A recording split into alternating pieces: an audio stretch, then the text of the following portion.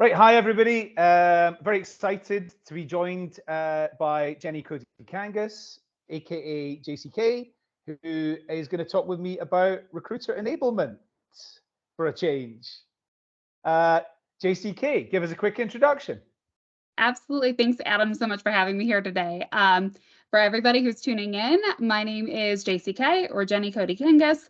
I'm a director at PandaLogic/Veritone, who leads talent acquisition, employer branding, and awareness for our customers, which awareness is really helping to, I guess, enable them to get talent acquisition right. So very excited to be here today.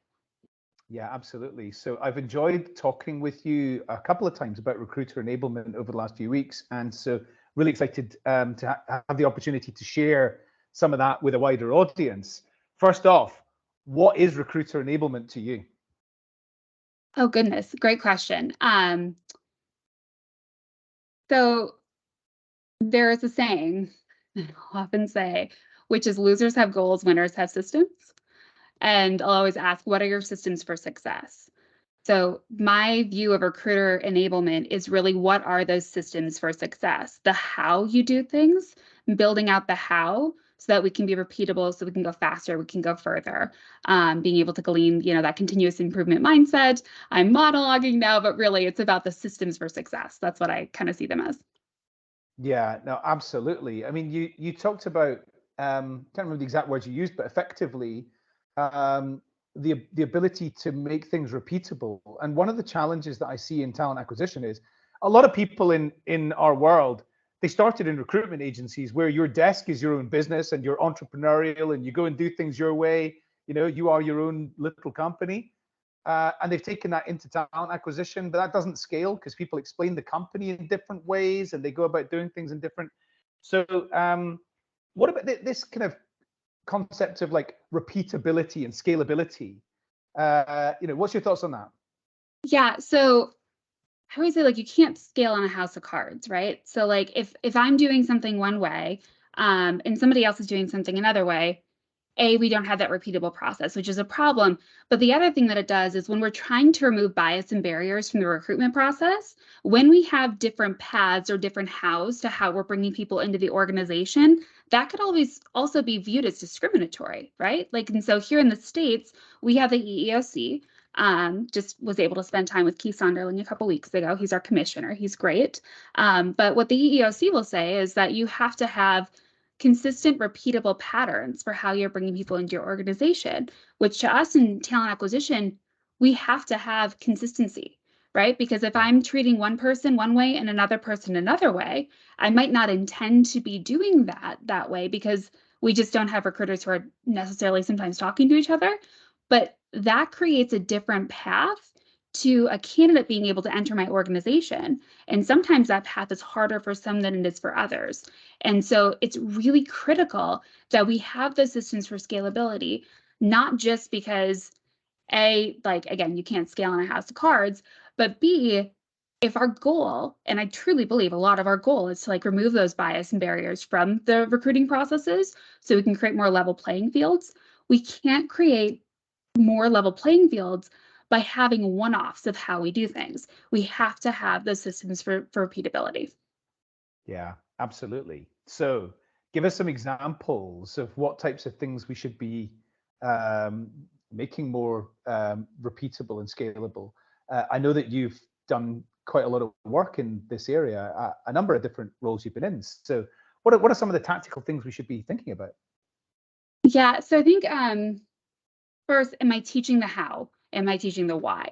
Right? So the why for why we're doing things is important, but the how is even more important if we want to get that effective change management to occur. And so it's not just saying here's the blueprint for what you have to do. It's saying, here's the brochure for here's the why behind it, and here's the how, and here's what's in it for you when you do that. So connecting the dots for, the recruiters who are out there. And a couple roles ago, essentially, my job was to build Ironman suit for my franchisees who effectively, so they were recruiting hairstylists because you can't have a haircut if you don't have a hairstylist to perform to perform the service. And so it was really critical to get that right because it was the key to them being profitable, right? And so I had to teach them my lens. And so when I went about doing that, it was, again, teaching that why, teaching that how, making sure that we've got practical, consumable documentation, that I'm meeting them where they're at, that they understand it. It's critical that we level set definitions, which seems so silly, but like, if I'm a recruiter, or maybe like I call one thing something and somebody calls it something else, we're not going to get that buy-in because we're essentially on two different paths, right? So making sure that any of the documentation that you're building is going to be understandable for a layperson, for everybody, right? Not just for the experts. You want to get the buy-ins. You need to essentially like explain it in a way that like my 10-year-old would understand. When you do it that way, it's a lot easier to get the change adoption on that. I'm monologuing. I'm really passionate about this topic, but what other questions do you have? No. I think that's absolutely vital. If your 10-year-old can understand it, then the franchisees can understand it. Recruiters can understand it. Brand new people coming into the team can understand it. And something you said, which I've never really thought about until you just said it there. But if we're using different terms to describe the same thing, then even that in itself is problematic. 100%. Yeah. And so I always I like to anchor on visuals. And so I'll say, here's the 80,000 piece Lego set of like how we do something. If I'm wanting to get like effective change management or like to get the adoption to something new, I don't sell somebody the 80,000 piece Lego set. I need to condense it down to Duplos and then sell them the Duplos version, right? That's how we get change. And like, that's how we get the buy-in for the change. You don't give somebody a college textbook and assume that they're going to be able to get it right out of the gates. You got to like simplify it down. And once you understand the simple part, then we can go from there. But in the HR space, it seems sometimes like we forget that piece. And so then even the strategies we're building, they're not really resonating. They're not connecting with our internal buyers, right? Like our hiring managers and our hiring managers of our teams who are needing to, or our recruiters, if they can't understand it and they can't get to the why and the how, we've got a problem. There's a disconnect there. So we really got to use that effective storytelling and simplify what it is we're trying to do. Yeah. So what do you think are some of the quick wins? It could include things like knowledge management, content, learning. What to you are some of the quick wins that a talent acquisition team could go, yeah, okay, first thing we'll do is this, so that we can make things more productive? Yeah, well, I think I'm a little biased on this because of the company we work for, but I think one of the quick wins that you could do is essentially use programmatic instead of manually posting your jobs, right? Yes. So like when I don't have a bias for where my candidates live and I have a data-driven approach to where I'm putting those job postings, we end up opening up the top of our funnel. We get more diversity in that top of stack. And I'm also enabling that human because now there's all these micro decisions that are going into the back end that are helping to sharpen our strategy in that specific, region. So like recruiting somebody in Los Angeles, for example, very different from recruiting somebody in New York City. But like user behavior will be different in those different places too. And if I'm not abreast of those changes and constantly going in and editing kind of my job posting strategy, I'm not going to be able to maximize ROI. I'm not going to be able to maximize, like what we could be. And so when you've got technology leveraging like AI and automation to be able to enable you for those things, to take the monotonous part out, I think that's a really, really easy, quick win. And it's not difficult either. So. Yeah, no, I couldn't agree more. So if I think about a team of, let's say, 20 recruiters, and we didn't give them, here's the playbook for within our organization, 1 to 10, here's the steps that we go through from the rec goes live through to, right, I've got 20 candidates to take a look at and sort of get down to a short list. For your organization, do you equip your customers with playbooks for here's step 1, here's step 2, here's step 3 when they're working with PandaLogic? Yes.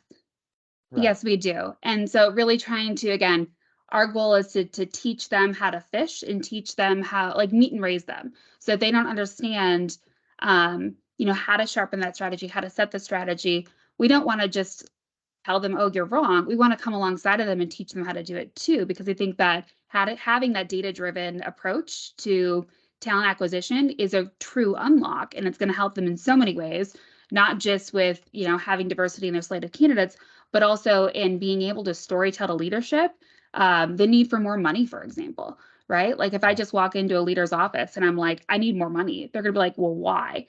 Like, well, what we're doing isn't working, right? Like, well, why aren't you better at it? If I can go in and be like, well, based on the research that I've got, based on the data, I need more money because of XYZ. All of a sudden, I've got a stronger argument. And so we don't want to just put the tool in their hands, or I guess to use like a car analogy, if I'm teaching somebody how to drive a stick shift, I don't throw the keys at them and assume that they're going to know how to drive a stick shift. I'm going to come alongside them and teach them how to do that, right? And teach them how to do it, not just like the why of like, okay, this is stick shift versus an automatic, right? Like if I teach them how it's working, my adoption to that net new thing ends up being a lot stronger.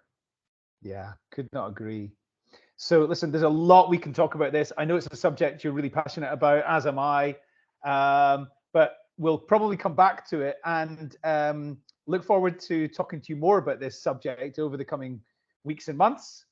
Jenny, thanks for joining me today. Absolutely, Adam. Thanks for having me here, and for everybody who's listening in at home, thanks for taking the time to sharpen your skills. It's really, really important, and keep on it. So thank you.